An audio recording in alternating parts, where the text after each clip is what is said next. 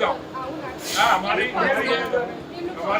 हमारी टीम इसमें आई हमारी टीम इसमें आई તમે ના ઘૂસ્યા અમને પૂછ્યું તું એટલે વિડિયો કેવા છે કે તમે જોઈ ના શકો હા તમે જોઈ ના શકો આઈબીના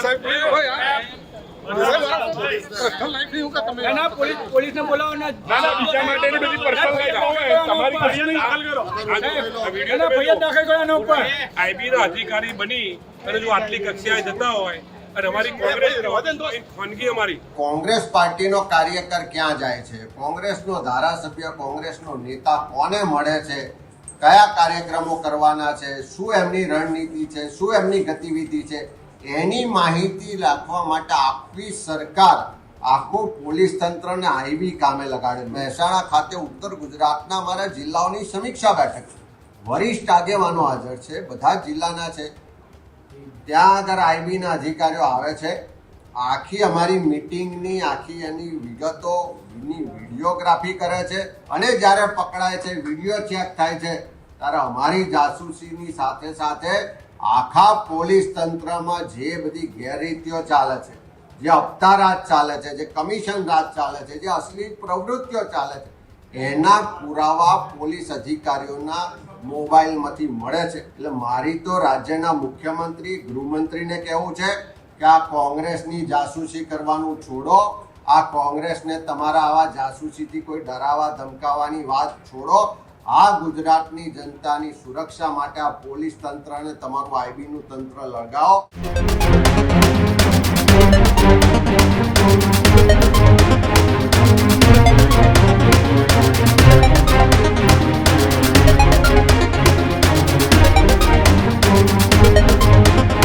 મહેસાણાની કોંગ્રેસની સમીક્ષા બેઠકની અંદર આઈબીનો અધિકારી ઘૂસી ગયો. બોલો, કોંગ્રેસની બેઠકમાં જાસૂસી માટે આઈબીનો અધિકારી ઘૂસ્યો. પત્રકારના સ્વાંગમાં ગયેલો આઈબી અધિકારી પાછો ઝડપાઈ પણ ગયો. કોંગ્રેસી કાર્યકરોએ આઈબી અધિકારીને ઝડપી લેતા ભારે ચકચાર મચી. કોંગ્રેસની અત્યંત મહત્વની બેઠકમાં જ આઈબી અધિકારીની હાજરીથી ચર્ચા. કોંગ્રેસની બેઠકમાં ઘૂસતા જગદીશ ઠાકોરનો પિત્તો ગયો. પ્રદેશ પ્રમુખ, પ્રદેશ પ્રભારી સહિત તમામ દિગ્ગજ નેતાઓ હાજર હતા. કોંગ્રેસ શું ચર્ચા કરે છે તે જાણવા માટે પહોંચ્યા હોવાનો દાવો કર્યો. નોકરી છોડીને ભાજપનો ખેસ પહેરી લો ને કહીને ધમકાવ્યો. આઈબી અધિકારી પોતાના એક સાથી સાથે ઘૂસ્યો હોવાની વાત પણ સામે આવી છે. મહિલા સાથી સાથે બેઠકની અંદર પત્રકાર સ્વરૂપે તેઓ પહોંચ્યા હતા ત્યારે ફરી એક વખત મહેસાણાની અંદર ઉત્તર ગુજરાત કોંગ્રેસની એક સમીક્ષા બેઠક હતી ને સમીક્ષા બેઠકની અંદર જગદીશ ઠાકોર, પ્રદેશ પ્રમુખ અમિત ચાવડા સહિતના નેતાઓ હાજર હતા. ત્યારે આઈબીનો એક અધિકારી એ બેઠકની અંદર ઘૂસી ગયો. પત્રકારના સ્વાંગમાં ગયેલો આઈબીનો અધિકારો પાછો ઝડપાઈ પણ ગયો. કોંગ્રેસી કાર્યકરોએ આઈબી અધિકારીને ઝડપી લેતા ભારે ચકચાર પણ મચ્યો હતો.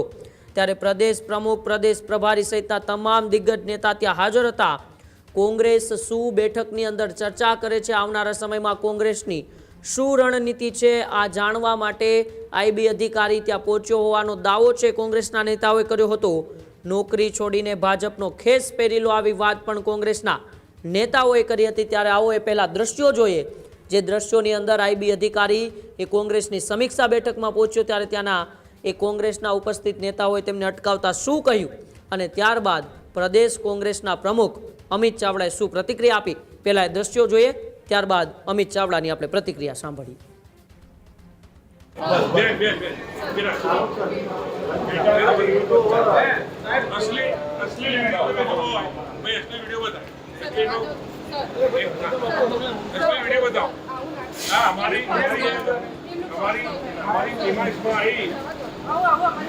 हमारी टीम તમે ના ઘૂસ્યા અમને પૂછ્યું તું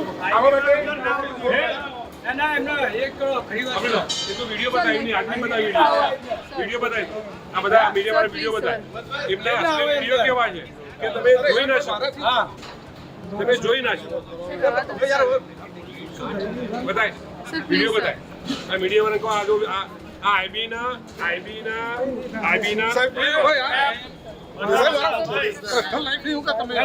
પોલીસને બોલાવો ને બીજા માટેની બધી પર્સનલ હોય તમારી કડીને હાલ કરો ફરિયાદ દાખલ કરો એના ઉપર આ સીધો રાખજે વિડિયો ખરેખર જોવા હવે આપ આઈબી નો અધિકારી થઈ આઈબી ના અધિકારી બની અને જો આટલી કક્ષાએ જતા હોય અને અમારી કોંગ્રેસ ખાનગી અમારી જો ફોન બંધ થઈ ગયો.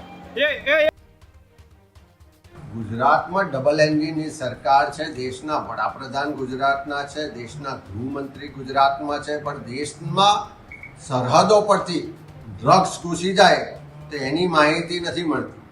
બીજા રાજ્યોમાંથી ગુજરાતમાં દારૂબંધીનો કાયદો છે, પણ દારૂના કન્ટેનરો ભરીને આવી જાય, ગામ સુધી ગલી સુધી પહોંચી જાય, પણ આઈબીને પોલીસને ખબર નથી પડતી. પણ કોંગ્રેસ પાર્ટીનો કાર્યકર ક્યાં જાય છે, કોંગ્રેસનો ધારાસભ્ય, કોંગ્રેસનો નેતા કોને મળે છે, કયા કાર્યક્રમો કરવાના છે, શું એમની રણનીતિ છે, શું એમની ગતિવિધિ છે, એની માહિતી રાખવા માટે આખી સરકાર, આખું પોલીસ તંત્રને આઈબી કામે લગાડેલું છે.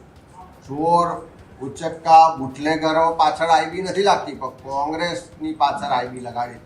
તમે આજે જોઈ શકો છો કે મહેસાણા ખાતે ઉત્તર ગુજરાતના અમારા જિલ્લાઓની સમીક્ષા બેઠક છે. વરિષ્ઠ આગેવાનો હાજર છે, બધા જ જિલ્લાના છે.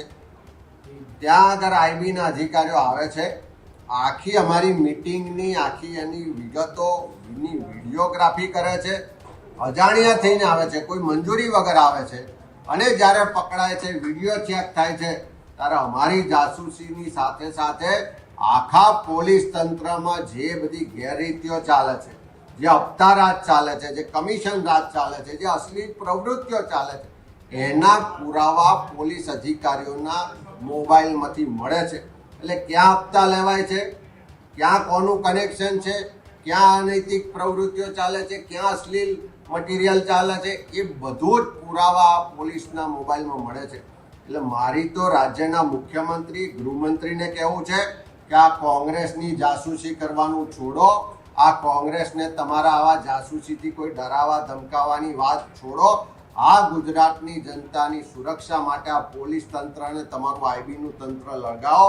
ગુજરાતમાં દારૂ ડ્રગ્સ ના આવે, યુવા પેઢી બરબાદ ના થાય, ગુજરાતમાં ગુનાખોરી ના થાય, એના માટે તમારી આ વ્યવસ્થાને લગાડો, નહીં કે કોંગ્રેસની જાસૂસી માટે. ત્યારે જ ન્યૂઝરૂમ ગુજરાતની યુટ્યુબ ચેનલને સબસ્ક્રાઇબ કરો અને ઇન્સ્ટાગ્રામ અને ફેસબુક પર ફોલો કરો. અપડેટ રહો, સત્યની સાથે રહો.